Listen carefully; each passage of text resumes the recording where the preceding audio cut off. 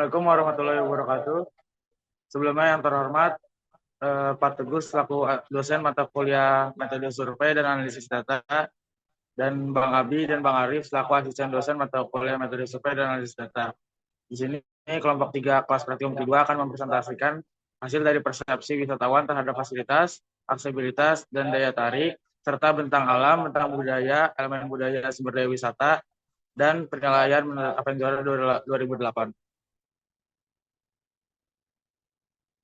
Sebelumnya perkenalkan, nama saya Wildan Ardiansyah selaku moderator dan didampingi oleh teman-teman saya, ada Dimas, Farah, Gema, Hani, dan Kartika selaku pemateri.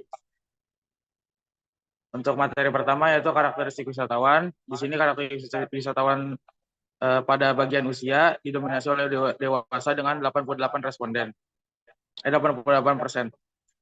Selanjutnya pada jenis kelamin didominasi oleh perempuan dengan 59 responden.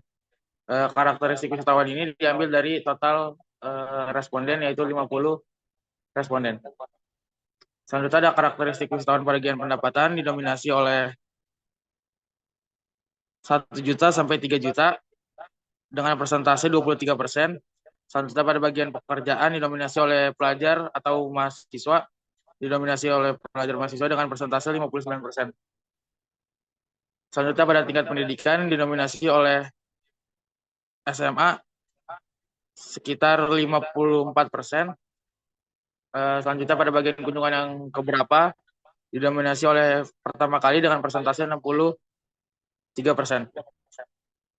Serta pada karakter wisatawan, pada bagian kelompok kunjungan didominasi oleh kelompok kecil dengan persentase 61%. Untuk durasi berkunjung didominasi oleh 2-3 jam dengan persentase 55%. Untuk bagian domisili didominasi oleh Sukabumi dengan persentase 78%. Selanjutnya pada bagian persepsi wisatawan akan disampaikan oleh Farah. Waktu dan tempat dipersilakan. Baik, terima kasih moderator. Yang pertama ada persepsi mengenai kebersihan fasilitas. Aspek tertinggi didapat di gazebo dengan presentase 78% dan aspek terendah didapat di kamar mandi dengan presentase 69%. Persepsi selanjutnya mengenai kepuasan wisatawan terhadap fasilitas. Aspek tertingginya itu ada di musola dan gazebo dengan presentase 77%, sedangkan aspek terendah didapat di area parkir dengan presentase 71%.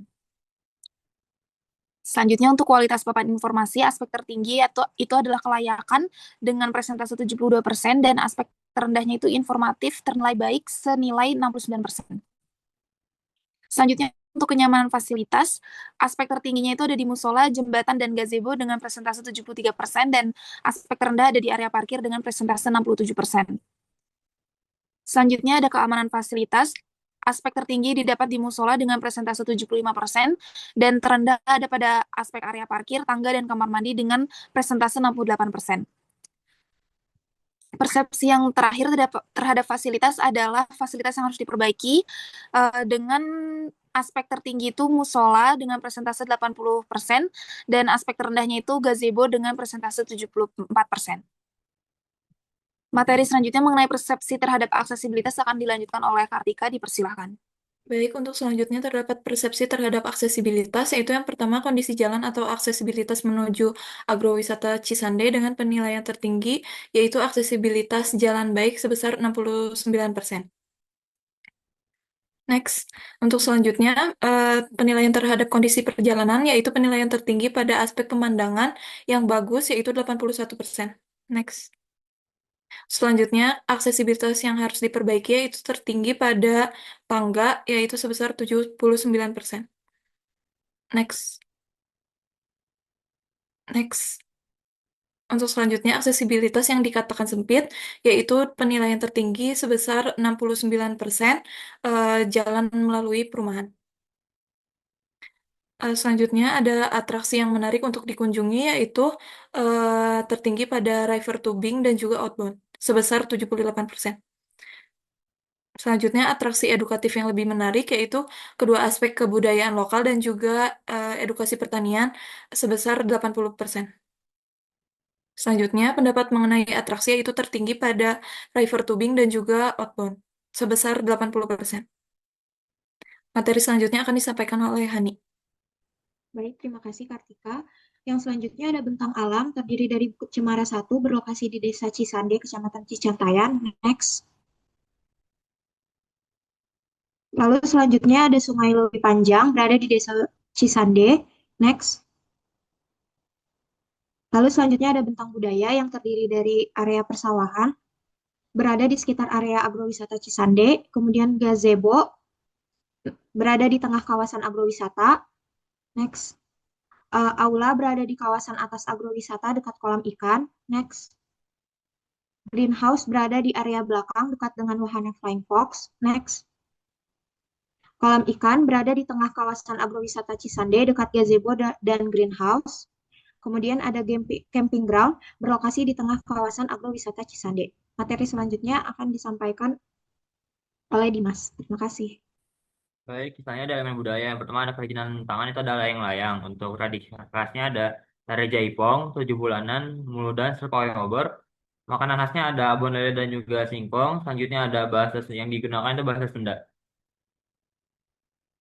Selanjutnya ada SDW, itu ada river tubing, flying fox, menangkap ikan, melukis caping, edukasi membuat agar mintoha, edukasi membuat rangginang, edukasi membuat cincau, dan edukasi menanam tumbuhan. Selanjutnya ada sistem pengelolaan sumber daya wisata, yaitu pengecekan dan perawatan berkala untuk setiap SDW-nya, juga menjalin kerjasama yang baik dengan UMKM sekitar. Selanjutnya ada aksesibilitas yang pertama itu ada sulitnya perizinan akses dalam menuju agrowisata Cisande dari pihak perumahan. Selanjutnya dapat diakses menggunakan kendaraan umum, kondisi jalan perlu diperbaiki, kondisi jalan licin jika sedang hujan. Selanjutnya ada akses yang penilaian metode Avenzora. Yang pertama itu ada Bukit Cemara 1 yang memiliki rata-rata sebesar 4,29. Soalnya ada Sungai Lewi Panjang dengan rata-rata 3,71 sedang. Selanjutnya ada edukasi menanam sayur dengan rata-rata 3,86 atau sedang. Selanjutnya ada tradisi khas yang rata-ratanya itu 4,43 atau sedang. Makanan khasnya 5,14 tinggi. Selanjutnya akan dilanjutkan oleh Gemma. Kepada Gemma dipersilahkan. Baik, terima kasih. Selanjutnya ada sumber daya wisata budaya. Yang pertama ada bahasa dengan rata-rata 4,29 sama dengan sedang. Lalu ada kerajinan tangan dengan rata-rata 4,43 sedang. Next. Lalu ada menangkap ikan dengan rata-rata 4,29 sedang. Lalu ada camping ground dengan rata-rata 4,14 sedang. Lalu ada sumber daya wisata buatan Flying Fox dengan rata-rata 3,71 sedang. Lalu river tubing dengan rata-rata 3,43 sedang. Lalu ada sawah dengan rata-rata 4,67 sedang. Saya kembalikan ke moderator. Baik, terima kasih pemateri. Untuk kesimpulan, berikut adalah dokumentasi wawancara yang dilakukan terhadap 3 tokoh yang ada di Desa Wisata Cisande. Untuk selanjutnya, kesimpulannya, wisatawan memberikan penilaian positif terhadap fasilitas Desa Wisata Cisande. Mayoritas wisatawan menilai fasilitas musola sebagai yang paling memuaskan dalam aspek keamanan. Dan gazebo dinilai nyaman dan bersih sebagai tempat beristirahat. Wisatawan menilai aksesibilitas menuju Desa Wisata Cisande cukup baik. Jalur utama menuju lokasi dinilai mudah diakses oleh kendaraan pribadi.